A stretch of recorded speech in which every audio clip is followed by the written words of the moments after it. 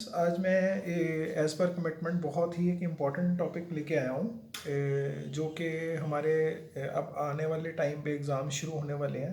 तो आज का जो टॉपिक है वो है how to write answer sheet in exams. तो एग्ज़ाम्स में हम आंसर शीट कैसे लिखेंगे, और उसमें भी सबसे ज़्यादा हमको एक अपने दिमाग में एक चीज़ रखनी पड़ेगी कि इसको हम अगर हम इसका स्ट्रेस कम करना चाहते हैं एग्ज़ाम्स का, तो सबसे अच्छा तरीका क्या है भी इसको हम एज ए मिशन लेके चलें। मिशन कैसे भी, जैसे हमने ये मिशन को सक्सेसफुल करना है, हमने इस मिशन को अचीव करना है, तो अगर हम ये सोच के चलेंगे तो हमको स्ट्रेस बिल्कुल भी नहीं आएगा। क्यों? क्योंकि मिशन जो है हमेशा चैलेंज होता है, और चैलेंज जो है हमेशा वही एक्सेप्ट कर सकता है जो कि डिज़र्विंग होगा। कैसे? एग्जामिनर ने हमको क्वेश्चन पेपर दिया, एग्जामिनर ने हमारे लिए क्वेश्चन पेपर सेट किया और हमने उसको एज ए मिशन लेके हमने उसको विन करना है जो भी हमारे से पूछा गया। अब सबसे पहले हम पॉइंट वाइज मैं आपसे बात करूंगा। सबसे पहला हमने इसको इस वीडियो को 5 पॉइंट्स में हमने इसको डिवाइड किया है। वो कैसे?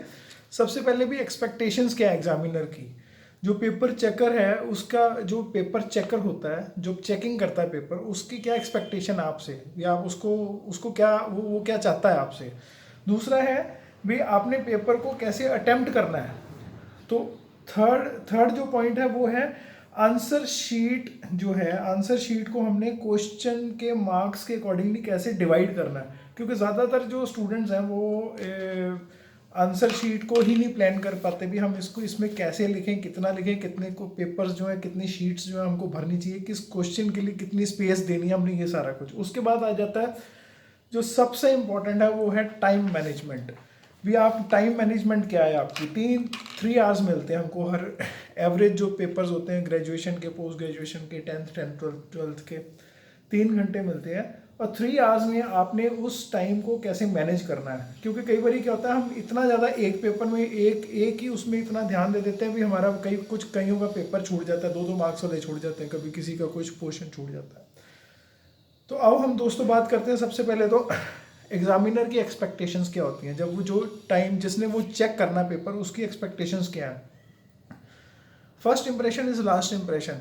तो कहते हैं अभी सबसे पहले तो हैंड राइटिंग होना, जो अच्छी हैंड राइटिंग होना बहुत ज़रूरी है।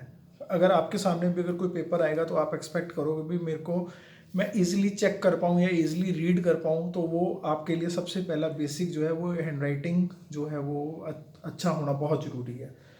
दूसरी बात है, फिर उसके बाद आपके पास मेंशन होने चाहिए पॉइंट्स, प्रॉपर प्रॉपर पॉइंट्स होंगे। मतलब आपने जो भी, जैसे एक पेपर एक आंसर के 6 पॉइंट्स हैं तो आपको 6 पॉइंट्स याद होने चाहिए, जो कि मैंने आपको पहली वीडियो में कैप्सूल्स के बारे में बताया था भी कैप्सूल्स कैसे बनते हैं।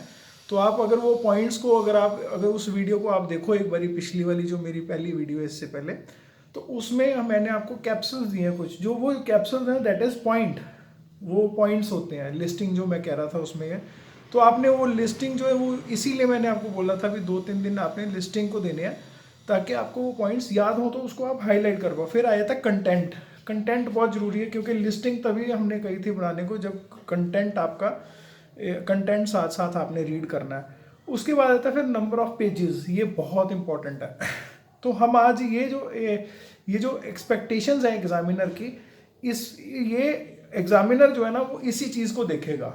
सबसे पहले आपका राइटिंग अच्छी होनी चाहिए, फिर आपके पॉइंट्स मेंशन है कि नहीं है, फिर आपका कंटेंट अच्छा है कि नहीं है, उसके बाद फिर आपने कितने पेजेस भरे हैं। तो आज हम इसके बारे में सारी बात करेंगे भी कैसे कैसे क्या क्या जो सीरीज़ है वो चलेगी। तो अच्छा, उसमें आ गया फिर आप सजेशंस क्या क्या है इसको। एग्जामिनर ने तो आपने एग्जामिनर की एक्सपेक्टेशंस तो देख ली भी क्या क्या है, बट हमारी तरफ से अब सजेशन क्या है। मैं आपको एक इम्पॉर्टेंट बात बताना चाहूँगा भी, ये आप वीडियो जो है ये बहुत इंपॉर्टेंट है जो स्टूडेंट्स एग्ज़ाम देने लगे हैं, या जो स्टूडेंट्स अभी अटैम्प्ट करने वाले हैं 2 महीने के बाद, 1 महीने के बाद, 3 महीने के बाद। तो ये ज़्यादा से ज़्यादा ये वीडियो शेयर करो और बेल का आइकॉन ज़रूर दबाना, ताकि हम और भी इम्पॉर्टेंट जो हैं टॉपिक्स वो लेके आ रहे हैं बहुत जल्दी। अच्छा, अब इसमें आ जाओ सजेशंस क्या क्या हैं as per expectations of examiner.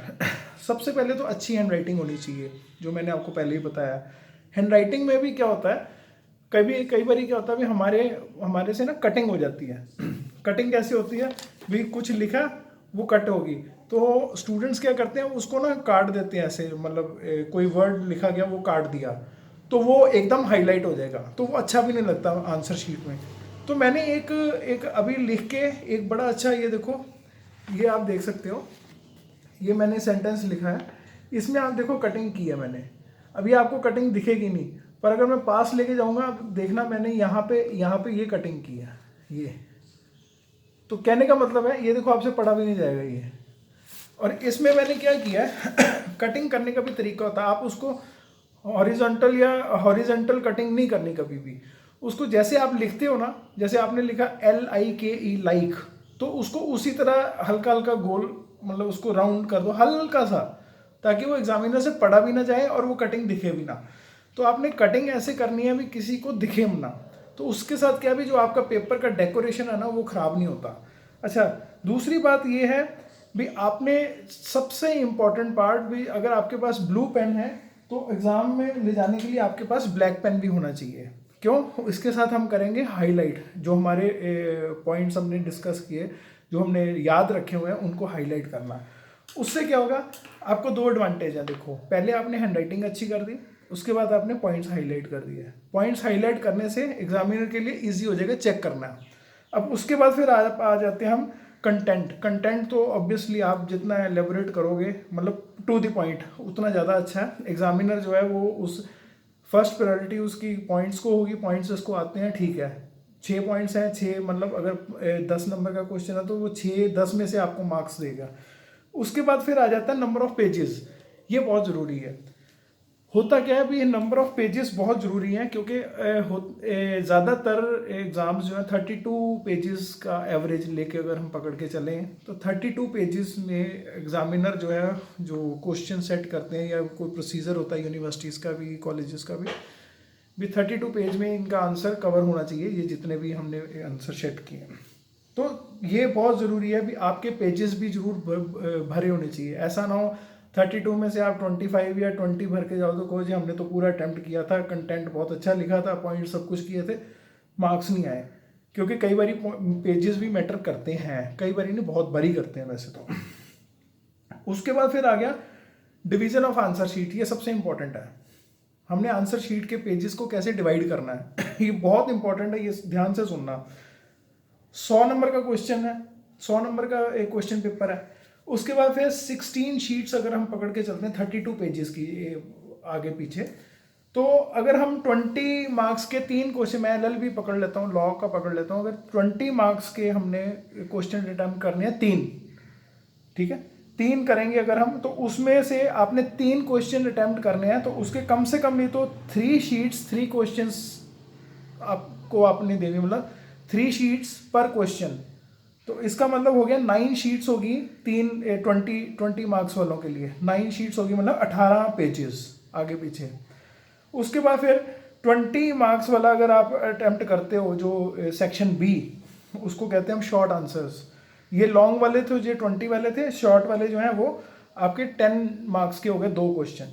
तो उसमें भी आपको कम से कम नहीं तो 2 शीट्स देनी पड़ेगी पर क्वेश्चन को। अगर 2 क्वेश्चंस को आप देते हो तो आपकी होगी 4 शीट्स, तो मतलब 8 पेजेस। उसके बाद फिर जो वेरी शॉर्ट है उसको आपने क्या करना है, 3 शीट्स में आपको 5 क्वेश्चंस जो है वो अटेम्प्ट करने पड़ेंगे। तो इसका मतलब 45 लगा लो आप एवरेज, 45% पेज। तो फिर आपका ऐसे 16 पेजेस का 32 पेजेस का क्वेश्चन जो है वो क्वेश्चन पेपर अटेम्प्ट हो जाता है। ये जो चीज़ है ये एग्जामिनर आपसे एक्सपेक्ट करता है, ये हमारी सजेशन है भी। आप हो सकता है आप कोई और प्लानिंग भी कर रहे हो सकता है इससे बढ़िया प्लानिंग हो, बट हमारी सजेशन ये है भी आप कम से कम नहीं तो ये आप एग्ज़ाम में अगर आप पॉलिसी करोगे तो आपकी 32 शीट्स जो है भर जाएंगी। प्लस मैं आपको एक बहुत इंपॉर्टेंट टिप देने लगा हूँ, जो 20 मार्क्स और 10 मार्क्स के क्वेश्चन में जो लॉन्ग क्वेश्चंस और जो शॉर्ट क्वेश्चंस होते हैं, और वेरी शॉर्ट की नहीं बात कर रहा, शॉर्ट की कर रहा हूँ मैं बात, उसमें आप अगर शीट आपसे सपोज नहीं भरी जा रही या आपको लग रहा है भी नहीं कंटेंट इतना निकल रहा, तो सबसे अच्छा जो टिप मैं आपको बताऊंगा भी, आपने हर क्वेश्चन के जितना भी, जैसे अब सपोज 3 शीट्स का एक है, 3 शीट्स का एक क्वेश्चन है 20 मार्क्स वाला, तो आपने क्या करना है, हाफ पेज का लास्ट में हाफ पेज का कंक्लूजन लिख दो, कंक्लूड करो अपने आंसर को, सो दैट जो आपने 2.5 पेज में लिखा है उसको आपने हाफ पेज में कंक्लूड कर दिया। और अगर आप 5 क्वेश्चंस के साथ भी ऐसा करोगे तो आपकी 2.5 शीट्स तो वैसे ही भर गई। तो अगर जहाँ पे आपका 28 में पेपर खत्म हो रहा है, 29 में खत्म हो रहा है, तो आपका 32 तक खिंच जाएगा ये। तो ये मेरी एक एडवाइस है आपको क्वेश्चन पेपर अटेम्प्ट करने के लिए। अब आ जाओ, क्वेश्चन पेपर में सबसे ज़्यादा जरूरी होता है टाइम मैनेजमेंट। अगर आप टाइम मैनेजमेंट आपकी फेल हो जाती है ना, तो इसका मतलब ये आपका पेपर कोई ना कहीं छूटेगा या आप कोई ना कोई गलती करोगे। तो उसमें क्या है अब जैसे 3 क्वेश्चन है 20 मार्क्स के, इसका मतलब उसको 60% टाइम तो आपका चाहिए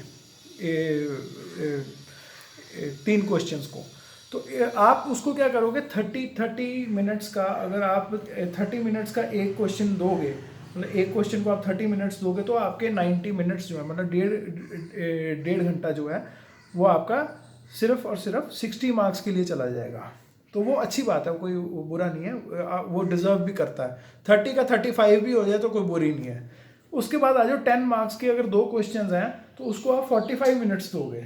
वो इसमें मैं इसलिए आपको ज़्यादा दे रहा हूँ क्योंकि ये एक पूरा सेक्शन, सेक्शन 1, सेक्शन 2, सेक्शन 3 या सेक्शन ABC आ जाता है। तो ये पूरे सेक्शन को अगर हम 45 मिनट्स देंगे तो उसमें से भी अगर हमको टाइम कुछ बचता है तो हम आगे के लिए सेव करेंगे। अदरवाइज ये आपका एडवाइजेबल है 22 मिनट्स और 23 मिनट्स इस सेक्शन को आप दोगे, तो मतलब 45 मिनट्स हो गए। उसके बाद आगे 4 जो 5 क्वेश्चंस हैं जो आपके रह जाते हैं लास्ट में, उसको आपने क्या करना है, 30 मिनट्स में आपको उसको कवर करना है। 30 के 35 भी हो जाए कोई बात नहीं, वो हमारा एवरेज ख़राब नहीं होगा टाइम मैनेजमेंट में। तो 5 अगर क्वेश्चंस हैं तो आप अगर 6 मिनट भी दोगे तो आपका 30 मिनट में, आधे घंटे में वो सेक्शन जो है कवर हो जाना चाहिए। क्योंकि वो मार्क्स भी 20 मार्क्स है, तो हाफ एन आवर, जो हम बाकी भी जो लॉन्ग में भी देखो आप तो हाफ एन आवर दे ही रहे हैं, तो इसको भी आप हाफ एन आवर दे दो। सबसे इम्पॉर्टेंट, उसके बाद भी इतना कुछ करने के बाद हमारे पास 15 मिनट्स बचते हैं। 15 मिनट्स मैंने इसलिए बचाए हैं, अगर आपको 20 मार्क्स वाले में, 10 मार्क्स वाले में, सेक्शन A, सेक्शन B और सेक्शन C में कहीं पे भी अगर आपको थोड़ा टाइम ज़्यादा लग रहा है तो आपको डरने की ज़रूरत नहीं है। अगर मैक्सिमम आप 5 मिनट्स पर क्वेश्चन, या जैसे 1-2 क्वेश्चन को आप 5 मिनट ज़्यादा दे सकते हो, तो उसके बाद भी आपके पास लास्ट में 10 मिनट्स बच जाते हैं। अब जो 10 मिनट्स हैं वो आपके लिए बहुत ज़्यादा इंपॉर्टेंट है।